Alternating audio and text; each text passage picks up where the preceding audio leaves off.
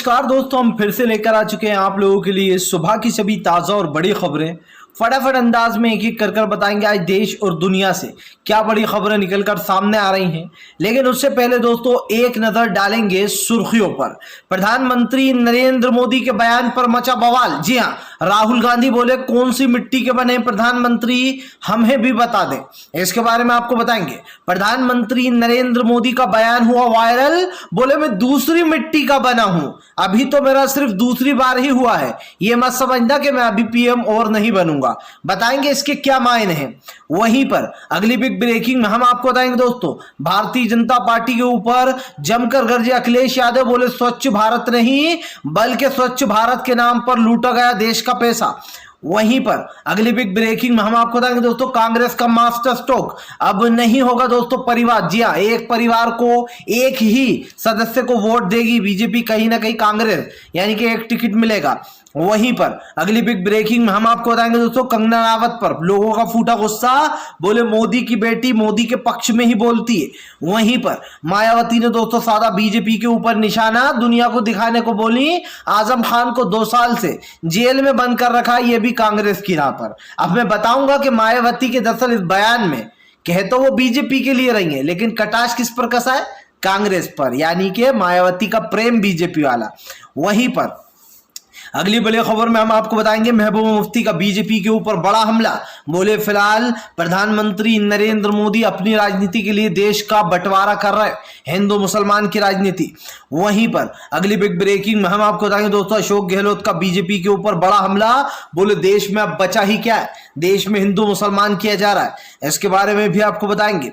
वहीं पर असदुद्दीन ओवैसी का बीजेपी के ऊपर बड़ा हमला, बोले 100 साल पुराने मदरसे को गिरा दिया गया, ये है बीजेपी का असली चेहरा। वहीं पर दोस्तों कांग्रेस का, जी आपको बता दें, उदयपुर में जो है यहाँ पर एक तरीके संबोधन किया सोनिया गांधी ने, और सोनिया गांधी ने मोदी सरकार को जमकर घेरा, इसके बारे में भी आपको बताएंगे।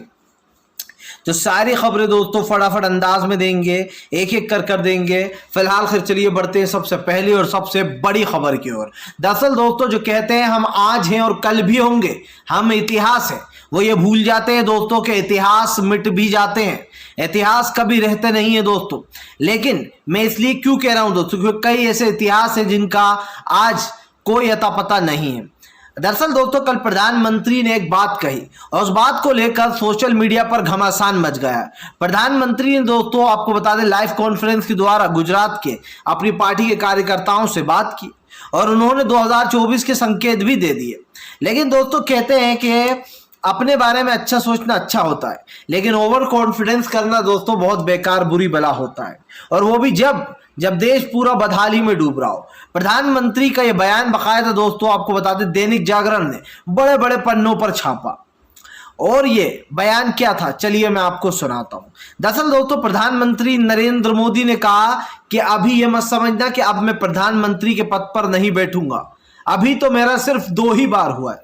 समझे दोस्तों आप लोग, अभी तो मेरा सिर्फ 2 ही बार हुआ, ये मत समझना कि मैं अब प्रधानमंत्री नहीं बनूंगा। इससे एक चीज तो साबित है दोस्तों कि 2024 के लिए मोदी वापस खड़े हो गए प्रधानमंत्री पद के लिए, उन्होंने ये आगाज कर दिया। लेकिन वो ये भूल गए कि एक तरीके से बेगैरती ही कही जाएगी कि 10 साल में कोई विकास नहीं हुआ। सॉरी, 8 साल सरकार के पूरे हो गए दोस्तों, और 8 साल में आपके लिए क्या किया है सरकार ने, मैं जानना चाहता हूं। मंदिर मस्जिद, हिंदू मुसलमान, लड़ाई दंगे फसाद, इसके अलावा इस सरकार ने कुछ किया? इससे भी दिलचस्प मोदी जी ने एक बात कही, वो ये कि ये लोग जानते नहीं विपक्ष वाले कि मैं दूसरी मिट्टी का बना हुआ हूं। भाई मोदी जी आप कौन सी मिट्टी के बने हैं ये मैं भी जानना चाहता हूं, आप मुझे भी बताएं।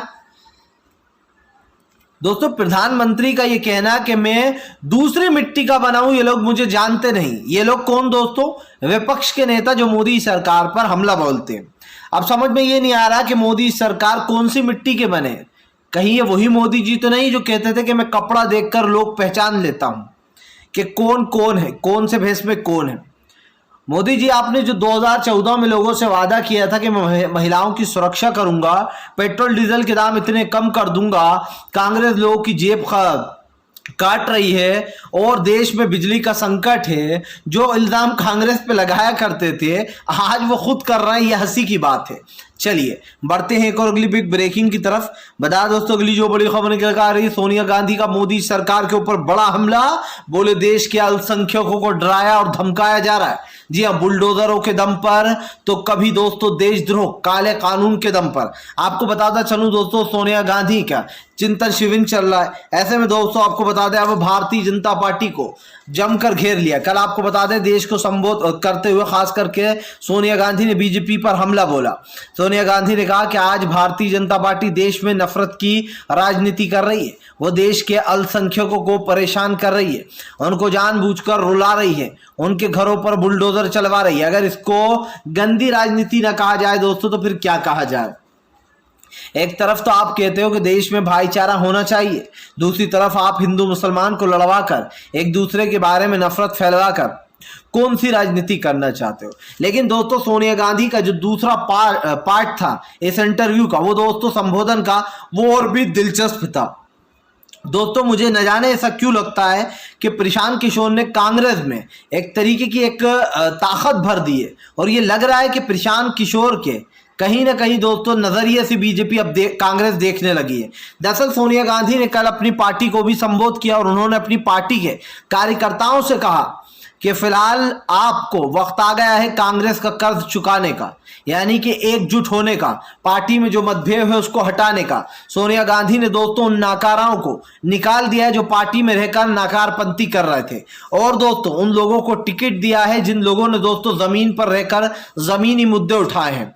उन लोगों को बाहर का रास्ता दिखाया गया है जो लोग दोस्तों हराम हड्डापन कर रहे थे, या फिर यूं कहते हैं कि कांग्रेस में मौज मस्ती करने आए थे और अपनी पार्टी पर निशाना साधते थे, उनको बाहर का रास्ता दिखाया गया है। इस पार्टी में दोस्तों एक और बड़ा अहम फैसला लिया गया दोस्तों सोनिया गांधी द्वारा, वो ये था कि सोनिया गांधी ने ये दावा कर दिया है कि फिलहाल अब वो किसी भी तरीके से जो यहाँ पर दोस्तों एक पार्टी यानी कि एक परिवार को सिर्फ एक ही टिकट देंगी, एक परिवार के एक सदस्य को। और ये आप भी जानते हैं दोस्तों कि जब एक सदस्य को टिकट दिया जाएगा तो इसका मतलब यह है कि कांग्रेस पर जो परिवारवाद का जो इल्जाम लगाती है बीजेपी बार बार, वो नहीं लगेगा। और इस बात को झुटलाया नहीं जा सकता दोस्तों कि बीजेपी बहुत ही चालाकी से एक परिवार को एक ही टिकट देती है, और अब कहीं ना कहीं दोस्तों कांग्रेस ने ये सोच लिया है कि वो अपनी पार्टी को, जिस तरीके से कांग्रेस कमजोर हुई है, अब ये नहीं होने देगी। अब जितने भी राज्यों में चुनाव होंगे वो इसी के बलबूते पर होंगे, उन्हीं लोगों को टिकट दिया जाएगा जो लोग मजबूती से लड़ेंगे दोस्तों। और एक परिवार एक टिकट, सीधी सी बात है कि अब उन लोगों को टिकट नहीं दिया जाएगा जो बेसिकली खुद तो पार्टी में होते हैं लेकिन अपने भाई भावा चाचा चाची सबको टिकट दिलाने की कोशिश करते हैं। चलिए बढ़ते हैं एक और अगली बिग ब्रेकिंग की तरफ। बता दोस्तों अगली जो बड़ी खबर निकल कर आ रही है, आम आदमी पार्टी का बड़ा ऐलान, बोले अब बीजेपी के, जी हाँ दोस्तों, प्रदेश अध्यक्ष आदेश गुप्ता के घर पर चलाएंगे बुलडोजर। दरअसल दोस्तों जो बीजेपी बड़े बड़े ढिंडोरा पीट रही है, जो बीजेपी बार बार ये कहने की कोशिश कर रही है कि वो देश के हित में काम करती है, जो बीजेपी दोस्तों बार बार ये कह रही है कि वो जो है यहाँ पर काम करेगी, किसके लिए काम करेगी दोस्तों, वो बुलडोजर चलाएगी और उन लोगों के घर को गिराएगी जो लोग दोस्तों बेसिकली गरीब हैं। क्या अभी तक आपने दोस्तों बीजेपी का बुलडोजर अब तक किसी अमीर कॉलोनी में देखा? जबकि अमीर कॉलोनी में सबसे ज्यादा दोस्तों अतिक्रमण है, लेकिन किसी भी अमीर के घर पर बुलडोजर नहीं चला है। और यही कारण दोस्तों जब आम आदमी पार्टी ने बीजेपी के आदेश गुप्ता जो कि प्रदेश अध्यक्ष है उनको घेर लिया है, और आपने बीजेपी पर हमला बोलते होगा कि अगर आज आदेश गुप्ता ने अपने घर का अतिक्रमण खुद नहीं हटाया तो हम जाकर उनके घर का अतिक्रमण हटाएंगे, हम बुलडोजर चलवाएंगे। जी हाँ दोस्तों, अब आपको बता दें, अब आम आदमी पार्टी आदेश गुप्ता के घर पर बुलडोजर लेकर जाने वाली है और उनके घर पर बुलडोजर की कार्रवाई करने वाली है। आपको बताता चलूं दोस्तों, आदेश गुप्ता के घर पर बहुत सारा अतिक्रमण है और उसको हटाने के लिए दोस्तों ये करना ही पड़ेगा। सबसे पहले बीजेपी वाले अपने गिरबान में झांक कर देखें कि उन्होंने कहां कहां कौन कौन सी जमीनें घेर रखी हैं। इस बात को दोस्तों झुटलाया नहीं जा सकता कि भारतीय जनता पार्टी महज एक ऐसी पार्टी बन चुकी है जिसके ऊपर कहीं ना कहीं देश का जो गुस्सा है दोस्तों फूट रहा है। बीजेपी बड़े बड़े दावे करती है, बीजेपी आप समझिए, और उन दावों की पोल तब खुल जाती है दोस्तों जब भारतीय जनता पार्टी पूरी तरीके से फेल हो जाती है। आज बीजेपी कितने ही बड़े बड़े दावे कर ले, कितनी बड़ी बड़ी बातें कर ले, लेकिन इस बात को दोस्तों झुटलाया नहीं जा सकता कि फिलहाल अब बीजेपी की जो उल्टी गिनती है वो शुरू हो चुकी है फिलहाल। चलिए बढ़ते हैं हम एक और अगली बिग ब्रेकिंग की तरफ। बता दोस्तों अगली जो बड़ी खबर निकल कर आ रही है आपको बता दोस्तों, अखिलेश यादव का बीजेपी के ऊपर बड़ा हमला। बोले स्वच्छ भारत नहीं बल्कि लूट रही है सरकार। जी हाँ, आपको बता दें दोस्तों, अखिलेश यादव ने बीजेपी के ऊपर आरोप लगाया। अखिलेश का कहना है कि स्वच्छ भारत के नाम पर बीजेपी ने देश का पैसा खाया है और खूब खिलवाया है।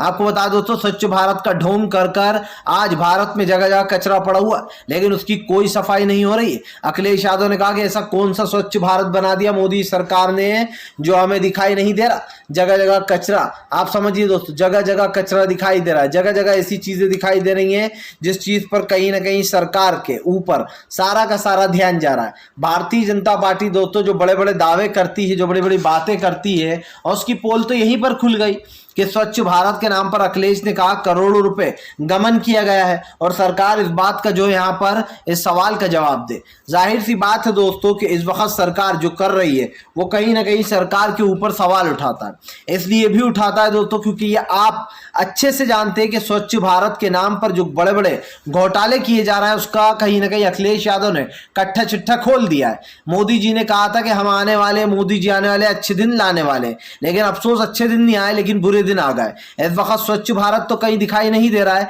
हाँ, भारत में कचरा फेंका जा रहा है जगह जगह, उस गंदगी को साफ नहीं किया जा रहा है। अखिलेश ने यह भी कहा कि बीजेपी ने उस पैसे को, जनता के पैसे को उड़ा दिया है। इनके बड़े बड़े दिग्गज नेता जनता के पैसे पर ऐश करते हैं दोस्तों और जनता को ही लाल आंखें दिखाते हैं।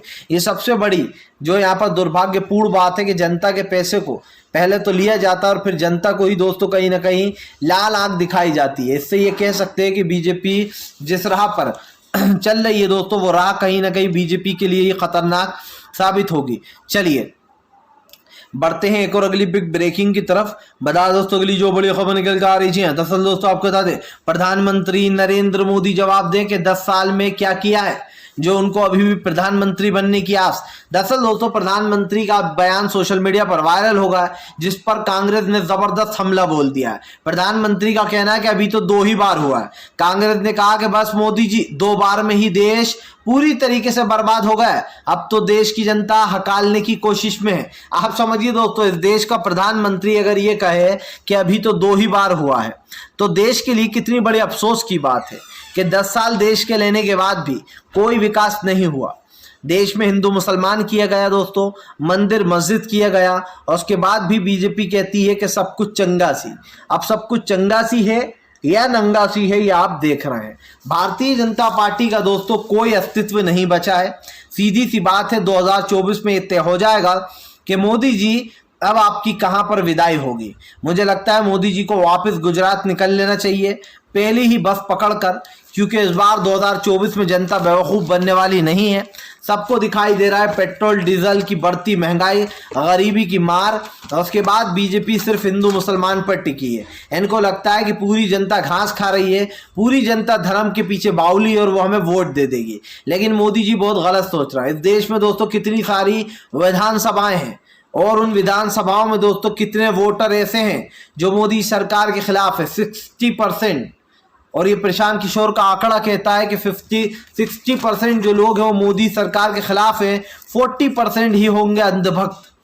तो इस बात को झुटलाया नहीं जा सकता दोस्तों कि मोदी सरकार को हराना 2024 में बहुत ही आसान है अगर सही तरीके से रणनीति बनाई जाएगी और सही तरीके से बीजेपी को घेरा जाएगा। और मुझे इसलिए यकीन है कांग्रेस पर अब की बार, क्योंकि कहीं ना कहीं मुझे दिखाई दे रहा है कि कांग्रेस ने अपनी सही रफ्तार पकड़ ली है। वो समझ चुकी है कि उसकी मतलब कांग्रेस से कहाँ कहाँ गलतियां हो रही थी, कहाँ कहाँ कांग्रेस कमजोर पड़ रही थी।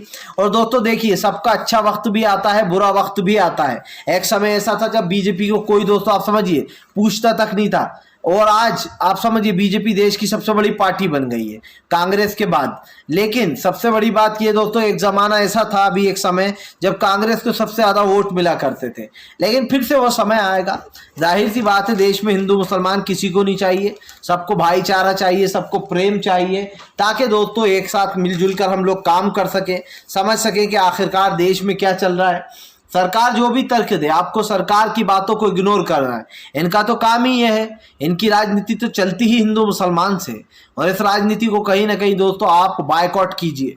चलिए बढ़ते हैं एक और अगली बिग ब्रेकिंग की तरफ। बता दोस्तों अगली जो बड़ी खबर निकल कर आ रही है, सद्दीन ओवैसी का बीजेपी के ऊपर बड़ा हमला, बोले मदरसों और मस्जिदों पर करा रही है बीजेपी हमले। जी हाँ, आपको बता दो दोस्तों, अब मदरसे 100 साल पुराने मदरसे को गिरा दिया गया। आपको बता दें ओवैसी ने अखिलेश पर भी निशाना साधा। ओवैसी ने कहा कि फिलहाल अखिलेश यादव मुसलमानों के रहनुमा बनते, लेकिन 100 साल पुराने मदरसे गिरे जाने पर उन्होंने एक शब्द नहीं बोला। लेकिन दोस्तों असदुद्दीन ओवैसी ये क्यों भूल जाते हैं कि ये सबसे बड़े मास्टरमाइंड वो और मायावती ही बनकर उभरे। अगर उत्तर प्रदेश में मायावती और खास कर ओवैसी ने दोस्तों अपनी पार्टी का साथ नहीं दिया होता, तो आज अखिलेश के पास बहुत सारे ऐसे वोट होते दोस्तों जो अखिलेश के काम आते। मायावती तो थी दोस्तों, लेकिन ओवैसी ने भी कोई कमी नहीं छोड़ी। असदुद्दीन ओवैसी जो बयान देते हैं, बीजेपी उसका फायदा उठाती है। जाहिर सी बात है कि असदुद्दीन ओवैसी अच्छा बोलते हैं, अच्छा समझते हैं, लेकिन वो बीजेपी की दोस्तों अब देखिए इनडायरेक्टली मदद कर ही जाते हैं। मैं ये तो नहीं कहता कि ओवैसी बीजेपी से मिले हैं या नहीं मिले हैं, लेकिन इतना जरूर कह सकता हूं कि ओवैसी बीजेपी का जमकर फायदा करवाते हैं, और ये बात सबने नोटिस की है। आप देख लीजिए बिहार में भी तेजस्वी यादव को 10 सीट का नुकसान हुआ उनकी वजह से, भले ही वो जीते 4। वहां पर देख लीजिए उत्तर प्रदेश में 20 से 15 सीटें ऐसी थी दोस्तों जहां पर एएमआई के प्रत्याशी को 2-2, 4-4, 5-5, 10-10 हजार वोट मिले, और सपा इन्हीं वोटों के अंतर से हारी है कई सीटें 2-2, 4-4 हजार वोटों से। अगर ये वोट सपा को मिलते तो आप समझ सकते हैं माहौल कुछ और ही होता उत्तर प्रदेश का। फिलहाल चलिए बढ़ते हैं हम एक और अगली बिग ब्रेकिंग की तरफ। बता दोस्तों अगली जो बड़ी खबर निकल कर आ रही है, आपको बता दोस्तों सोनिया गांधी को के सभा में दोस्तों जमकर गरजे अशोक गहलोत, बीजेपी के ऊपर बोला जमकर हमला। दरअसल दोस्तों अशोक गहलोत ने बीजेपी के ऊपर हमला बोल दिया। अशोक गहलोत का कहना है कि भारतीय जनता पार्टी ने पूरे देश में सांप्रदायिकता फैला दी है, अब देश में बचा ही क्या है। एस पार्टी के लिए कांग्रेस ने नई शुरुआत की है। अशोक गहलोत ने कहा कि कांग्रेस को आपकी जरूरत है और आपको कांग्रेस की, सब लोग एकजुट हो जाइए। अब देश में अलग होने का समय नहीं है, अब तो हिंदू और मुस्लिम भाइयों के भाईचारे का समय है। अब देश को दोस्तों उन्नति की ओर ले जाना है, देश को हमें आगे बढ़ाना है, पीछे नहीं ले जाना है। आज देश की जो बदलती परिस्थितियां है दोस्तों, उस पर कहीं ना कहीं सवाल उठ रहा है। भारतीय जनता पार्टी दोस्तों भले ही कितनी बड़ी बड़ी बातें करती रहे, लेकिन सच्चाई तो यही है कि आज जो देश के बिगड़ते हालात है दोस्तों, उससे कहीं ना कहीं बीजेपी वाकिफ नहीं है। अगर इससे वाकिफ होती तो आप भी समझ सकते हैं कि देश के जो हालात है वो और कुछ ही होते। आज देश में जो हो रहा है दोस्तों वो भी आपके और हमारे सामने है। तो भारतीय जनता पार्टी ये चीज तो भूल ही जाए कि फिलहाल देश के विकास के लिए उसने कुछ किया है, क्योंकि देश के विकास के लिए तो कुछ नहीं हुआ है। लेकिन हाँ दोस्तों, आज जो हालात है वो आपके और हमारे सामने है। आप भी सोचते होंगे कि प्रधानमंत्री किस मुंह से कह रहा है कि अभी तो 2 ही बार हुआ है। अरे प्रधानमंत्री एक बार चुनकर ही लोगों ने गलती की थी, लेकिन दूसरी बार भी मौका दे दिया। अब की बार लोग पागल तो है नहीं, या फिर किसी पागल कुत्ते ने नहीं काटा है उन्हें, जो वो प्रधानमंत्री को वोट देंगे। जबकि एलपीजी के दाम लगातार 50-50 कर बढ़ रहा है, पेट्रोल डीजल के दाम लगातार बढ़ रहा है, और उसके बाद भी केंद्र सरकार को उम्मीद है कि जनता इनको वोट देगी। फिलहाल दिल को बहलाने के लिए ये सवाल अच्छा है गालिब। फिलहाल दोस्तों वीडियो अच्छा लगे तो लाइक करें, चैनल पर पहली बार आए सब्सक्राइब